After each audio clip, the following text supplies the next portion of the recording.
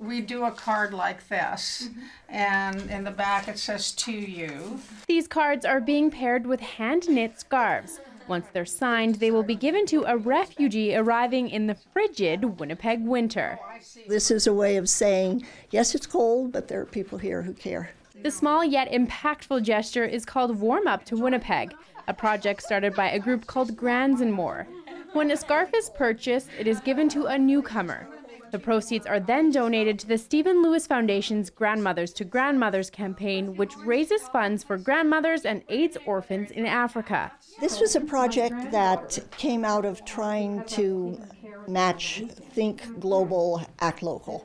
So I'm going to get you another bag to put the marked ones in. The group of 100 volunteers have knit more than 1,000 items. People don't ever meet each other, but the hope is that it will feel personal as opposed to just government issued, here's a pair of gloves and a scarf. Once the hats, scarves, and mitts are finished, they are brought here to the Manitoba Interfaith Immigration Council, where they are a much appreciated gift for those who receive them. Even if somebody tells you ahead of time about the cold or the winter of Winnipeg, just you cannot get it because this is something beyond your experience.